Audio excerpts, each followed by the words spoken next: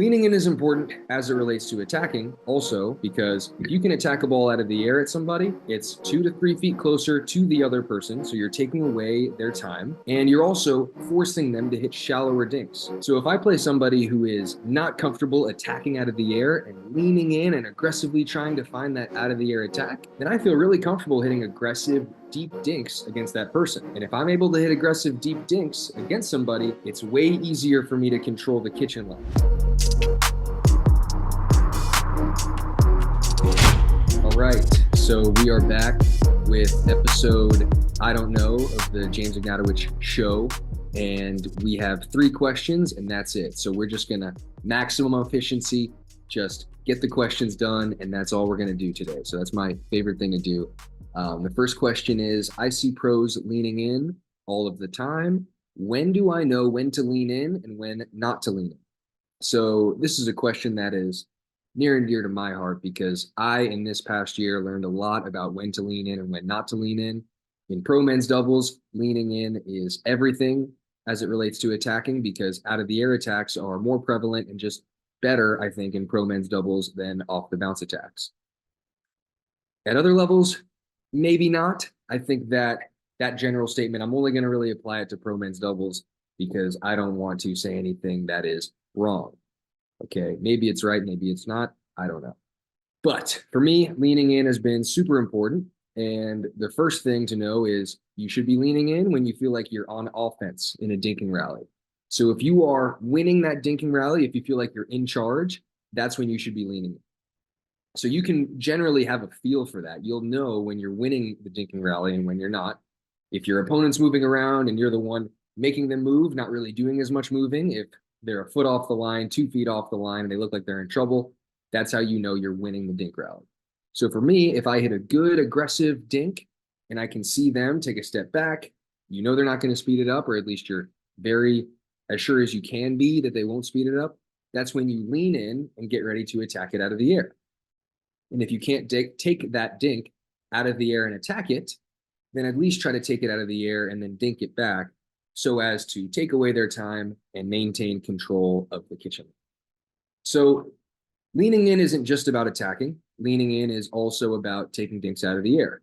And in men's doubles, that's even more important because everybody in men's doubles usually is crowding the line, hugging the kitchen line. I think in men's doubles, the kitchen line is very precious real estate.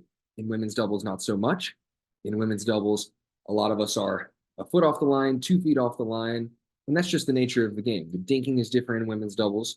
The dinking is more linear and aggressive in women's doubles because women aren't as potent with out-of-the-air attacks. Generally, they're not as comfortable with it, mainly because they're just not as tall. They're just not reaching as far in, so it's not as usual, I guess, for them to be attacking out of the air. In men's doubles, out-of-the-air attacks are way more effective than off-the-bounce attacks, at least in my personal opinion. And there's probably stats to back that up. But in men's doubles, everyone's leaning in. So leaning in is important as it relates to attacking also, because if you can attack a ball out of the air at somebody, it's 2 to 3 feet closer to the other person. So you're taking away their time. And you're also forcing them to hit shallower dinks. So if I play somebody who is not comfortable attacking out of the air and leaning in and aggressively trying to find that out of the air attack, then I feel really comfortable hitting aggressive deep dinks against that person. And if I'm able to hit aggressive deep dinks against somebody, it's way easier for me to control the kitchen line. And dinking, as I've said many times, is not just about pushing the dinks back and forth, waiting for somebody to make a mistake. Dinking is about trying to hit aggressive dinks, linear dinks that push players back. You can control the kitchen line. You can get aggressive without speeding it up. So dinking, if you can get aggressive without speeding it up by hitting linear aggressive dinks, that is so important because it sets up your actual aggression of speeding the ball up, taking the ball out of the air and attacking people. And how to stop that, how to stop people from hitting aggressive linear dinks to you is by leaning in and taking dinks out of the air. So if I'm taking dinks out of the air and you're trying to hit aggressive biting dinks at me, I'm cutting those dinks off before they can bounce and I'm taking your time away. So if I'm taking your time away, it makes it a lot tougher for you to take control of the kitchen line and try to force me to maybe hit a more aggressive dink that is a little too high, and then you can take that one out of the air and attack me. So I think that was the biggest difference for me when I went from 5-0 to pro.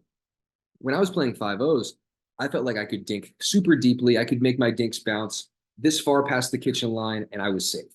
And when I was able to do that, I felt like I could control the kitchen line like Ben Johns against 5-0s. And if I played against 5-0s, that's what it would look like. I wouldn't even need to speed it up too often. I really feel like I could hit such aggressive linear dinks without getting punished for it that I'd be fine. Pros, on the other hand, are all leaning in. They're all ready to take the ball out of the air. And if you leave an aggressive dink a little bit too high, they're going to punish you for it. So that's a huge, huge factor in improving and getting better is how deeply can players make the ball bounce against you? And obviously, this is height dependent to a certain extent, but I would try to make it shorter and shorter and as short as possible as it relates to how deeply players can make the ball bounce against you. And this is especially important for men that are tall. If you are a tall guy and people are able to make the ball bounce, make dinks bounce past the kitchen line against you frequently, that's a problem. You need to be taking dinks out of the air. So I hope that all makes sense. And as it relates to leaning in, also, if you see someone with an open face paddle, so if they're slicing their dink, I hope we all know what I mean by open face. If it looks like they're going to slice forehand dink or slice a backhand dink, you should be leaning in every single time because you know somebody's not going to speed up a slice. If somebody hits a slice speed up at you and it works, that's not good. That's not a good sign, and that shouldn't happen at all. So if somebody's reaching and if they're slicing their dink, that's when you know to lean in. If somebody has a lot of time, if the dink's a little high, it looks like they're going to hit some topspin, they might speed it up. That's when you don't lean in. So it's dependent on whether you are in control of the dink rally or if you're not in control of the dink rally. And then there's factors that will tell you whether or not you're in control. And I would hope most of us will be aware just by how you feel. You'll generally have a sense of, are you in control of that dink rally or are you not in control of that dink rally? But if their face is open and they're slicing and they're reaching and they're on the move, you're probably in control of the dink rally. And if they're a foot off of the kitchen line and they're backing up and you can tell they're not going to speed that one up unless it's a really dumb speed up, you're in control of that dink rally. And if you're a foot behind the line and if you're the one that's moving, you're giving them dead dinks and they're really moving you around, then you're not in control of the dink rally. So these are the factors that determine where you should be standing. If you're not in control, then you should be maybe standing a foot off and trying to reset dinks into the middle to give yourself time to get things back to even. And if you're in control of the dink rally, you need to be right up on that kitchen line, hugging it, leaning in, waiting for anything that's just a little high so that you can attack it out of the air. And obviously, this is dependent on you being comfortable attacking out of the air on both sides, which is, I think, the most important thing in terms of attacking for anyone. I think you should try to develop out of the air attacks first. Off the bounce attacks are pretty intuitive, especially if you came from tennis. But out of the air attacks are, in my opinion, and the stats would probably show it. I don't know if there's stats on this. Maybe that's a next year thing. But out of the air attacks are better. I'm just going to say it. That might be the intro. Out of the air attacks are better. And I attack off the bounce all the time. So I'm not saying you shouldn't attack off the bounce, but I think your first option should be out of the air attack. When to slice dinks versus when to hit topspin dinks. So this kind of relates to the last question. And I do both. People always talk about my topspin backhand roll dink, but I also slice dinks all the time. And I think it comes down to, as long as you're comfortable with both, which I think you should be, I think a big part of anyone developing as a player is that they're comfortable hitting slice dinks and topspin dinks because both are very important, is that when you're on offense and you have a lot of time and you can load up and get under the ball, you should always be hitting a topspin dink if you're comfortable with it because those dinks will bounce and then go into the person. They're going to almost run away from you after they bounce. That's the nature of topspin. Slice does the exact opposite. So it'll bounce and then it'll sort of die. So That's the first thing. I think when you're on offense, you want to be using topspin, and all of the best dinkers are dinking primarily with topspin. You watch the pros. Ben Johns, when he's in a neutral situation, he'll be dinking with slice. But when he's on offense, he's trying to create with the forehand and add topspin because the best dink is a topspin dink. And that is just my opinion. But I'm pretty sure of that opinion is that the best dink you can possibly hit is one with topspin. But when you're on defense and you have to reach and you're on the run, that's when you would impart some slice on the ball. It's just easier to control, and you're already getting under the ball no matter what with a slice. So what that means is with topspin, you've got to force your way under the ball because if the ball's here to get topspin, you've got to go like this. That's what topspin is. But with a slice, it's impossible to not come under the ball. A slice by nature is the act of coming under the ball. So that's why a slice drop is, for most people, easier than a topspin drop. And a slice dink, for most people, should be easier, or at least maybe more intuitive, more natural, just to kind of push in a slice dink than it is a topspin dink. I mean, if my life was on the line and I had to make one type of dink, and I love my topspin backhand roll, I would just slice a forehand dink in because I know I can just push it in and make it. That's probably the easiest shot in pickleball would be a slice dink. So there is a place for slice dinks. When you're on defense and you need to just reset it, I would hit slice dinks. And I think that slice dinks are better served in the middle than on the outside of the court because I think the middle is probably an easier place to defend from. If the ball's in the middle, you can, on the right, totally sit backhand, anything going over your right shoulder's out. And on the left, you're not really covering too much because anything going over your left shoulder is also out. From the middle, it's just easier to cover. From the line, from all the way out wide, it is easier to speed the ball up. I know that it definitely feels easier for me to speed the ball up because I can go all the way down the line. I can go across their body. And once in a blue moon, I could attack cross court, which is something we only want to do on special occasions.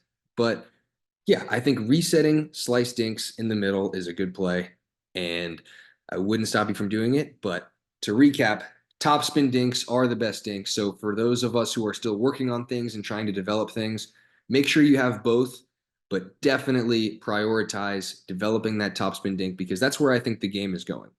I think as the game gets better and better, you see in 2020, nobody was really hitting topspin drops, or in 2019 guide and steer the drop. That's what they did in 2019, and people weren't really hitting a lot of topspin dinks. I mean, Ben Johns was like the best of the best were, but it wasn't as common. People just sliced the ball in. You see the game progress, the paddles get grittier, topspin becomes way, way, way more prevalent. And I think that trend's going to continue. There's no reason, there's nothing that I can see that tells me that slice dinks are going to overtake topspin dinks and that the trend is going to reverse. I think the trend is going to continue. And I think topspin drops and dinks are going to become more and more popular and will become the norm. But that's just my opinion. I don't know. I have no idea what's going to happen with this pickleball game.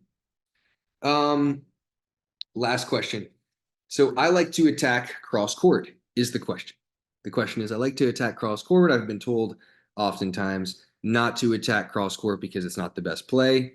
So I have a good answer for that one because I attack cross court sometimes. I love to attack in general. And I think that attacking cross court, there is a place for it.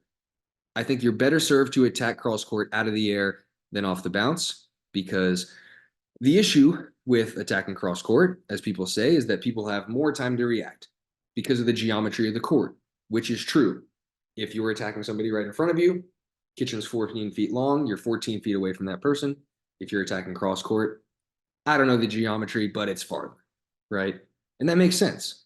Speeding up the ball, a big part of it is trying to speed it up, the speed of it, right? And if you're closer to a person, same reason why out of the air attacks are probably better, you're going to have more success speeding up down the line than across court. So I understand that.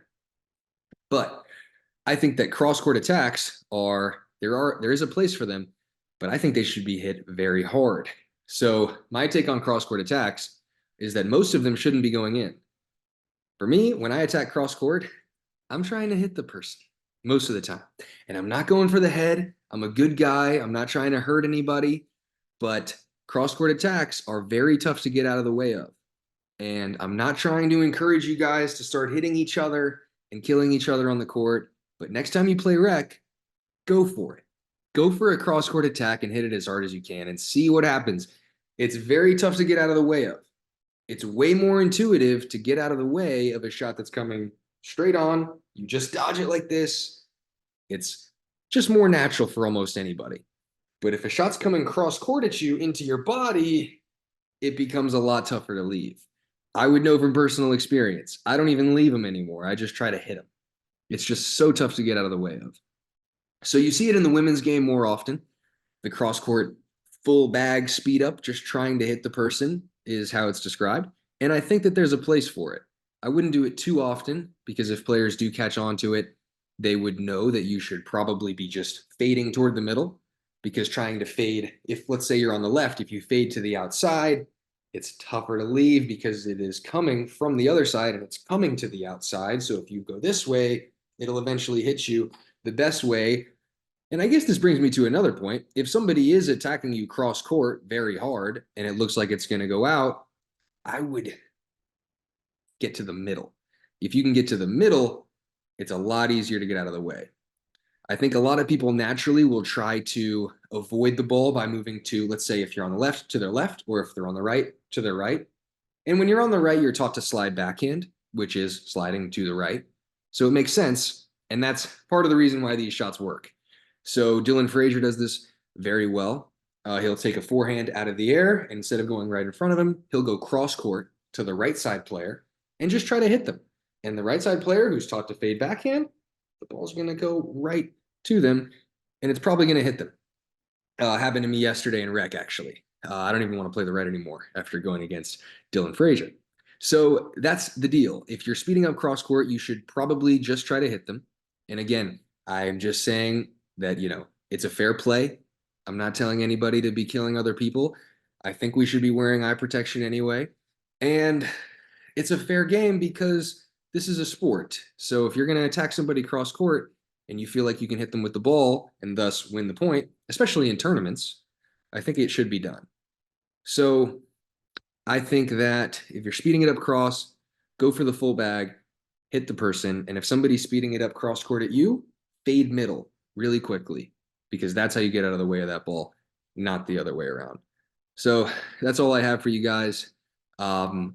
Keep bringing the questions in the DMs. I will try to answer my favorite ones.